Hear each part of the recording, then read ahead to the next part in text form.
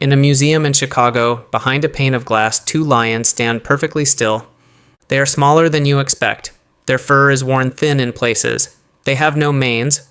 For over a century, people have walked past this display and heard the same story. That in 1898, these two animals killed 135 men. That they were monsters. That they hunted for pleasure. Almost none of that is true. The real story is stranger. And it's written in their teeth. Here's the uncomfortable part. Everything these lions did, they did for a reason. And the reason points straight back at us. Let's go back to March 1898. The British Empire is building a railway across East Africa, 600 miles of track from the coast of Kenya into the heart of Uganda. Newspapers call it the lunatic line because the cost is enormous and the purpose is unclear.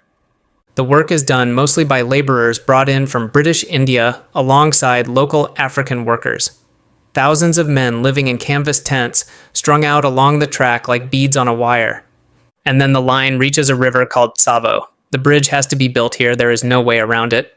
Enter Lieutenant Colonel John Henry Patterson, a British Army engineer. He arrives to take charge of the bridge, and within days of stepping off the train, he hears the first complaint. A man is missing from his tent. At first, nobody panics. Men desert. Men wander off. Men get sick. But then it happens again. And again. And the pattern becomes impossible to ignore. It always happens at night. Something comes into the camp in total silence past hundreds of sleeping men. It takes one. It drags him into the dark. In the morning, they follow the trail.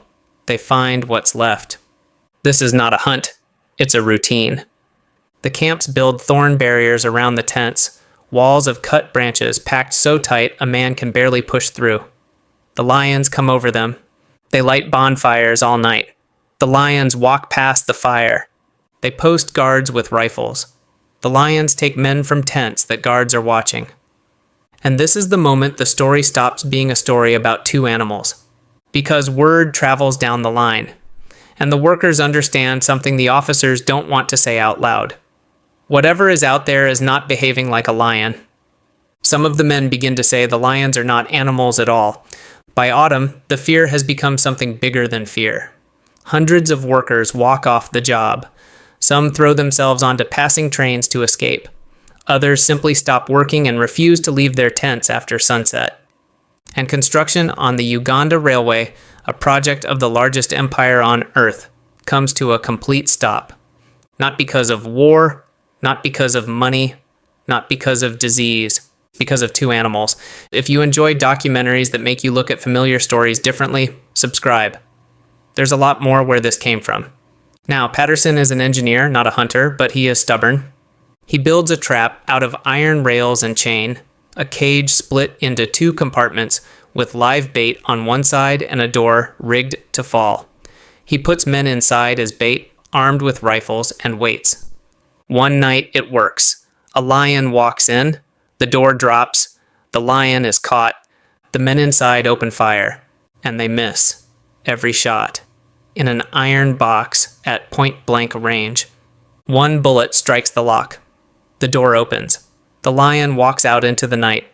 Patterson tries everything else. He sits in trees for hours. He builds a platform on 4 shaky poles. He ties goats as bait and finds them untouched in the morning, while men are taken from tents 100 yards away. The animals seem to understand what he's doing.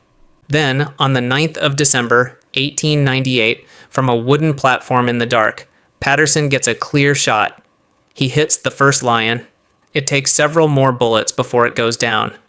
The second one takes another 20 days of tracking and near misses and nights spent waiting in a tree. Patterson finally kills it on the 29th of December. It reportedly died still trying to climb toward him. The reign of terror is over. It lasted about 9 months. And here is where the story would normally end, but this is where it gets interesting.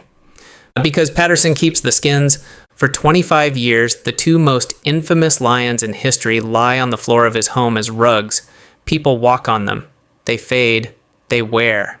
Then, in 1924, he sells them to the Field Museum in Chicago for $5,000. Taxidermists rebuild them from flattened, damaged skins, and mount them the way you can see them today. Which means the lions in that glass case are not quite the lions that lived. They were reconstructed, reshaped by human hands from what was left. Keep that in mind, because the same thing happened to the story. In 1907, Patterson publishes a book about the ordeal.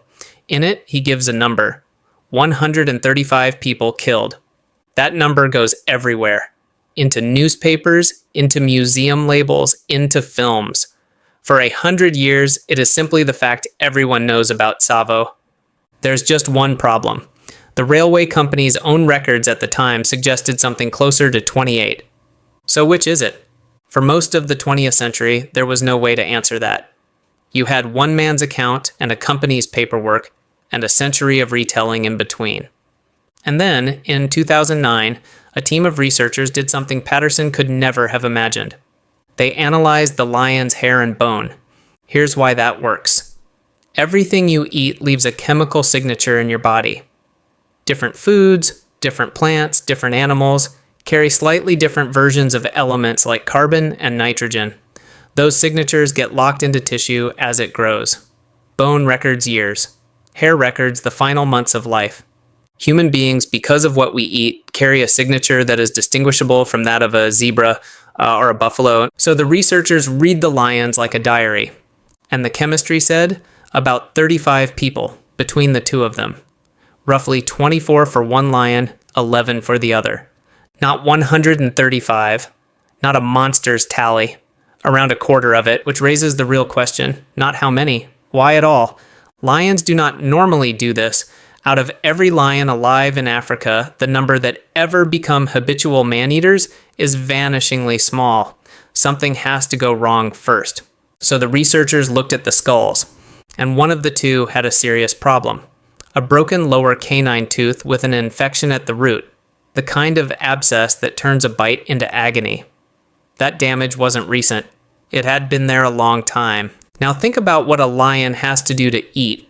A zebra is 400 pounds of muscle and panic. A buffalo is worse. Bringing one down means clamping your jaws onto something that is actively trying to kill you and holding on. With a broken tooth and an infected jaw, that is close to impossible. Later research supported the same picture. Analysis of microscopic wear on the lion's teeth suggested they weren't crunching through heavy bone the way a healthy lion at a carcass does. They were eating softer things. A human being is a soft thing. Slow, weak. Almost always asleep at the exact hour a lion is awake. But injury alone doesn't explain the whole story, because something else had happened in East Africa in the years just before. In the 1890s, a cattle plague called rinderpest swept the continent.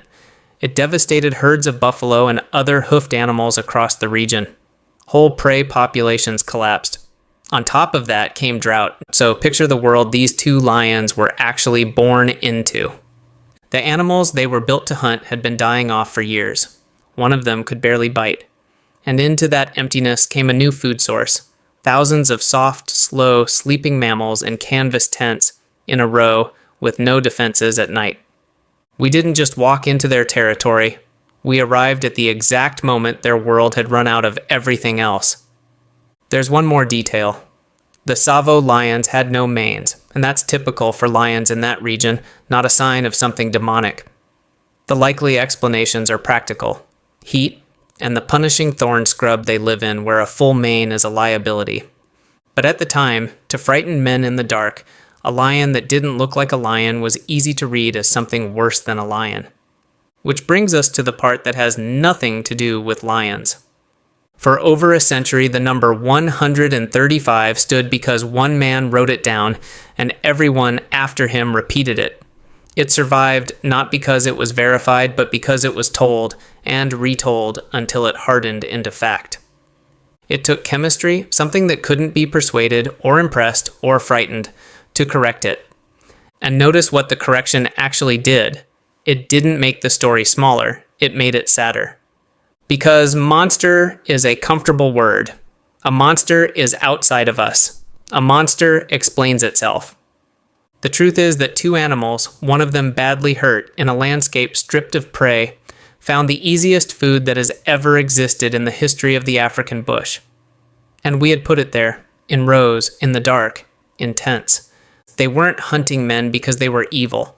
They were hunting men because we were the only thing left that was easy to catch. So the next time someone tells you about the man-eaters of Tsavo, remember what's actually standing in that glass case in Chicago. Not two monsters. Two starving animals rebuilt by human hands wearing a number that a human made up. Maybe the most frightening thing about a monster story isn't the monster. It's how badly we needed one.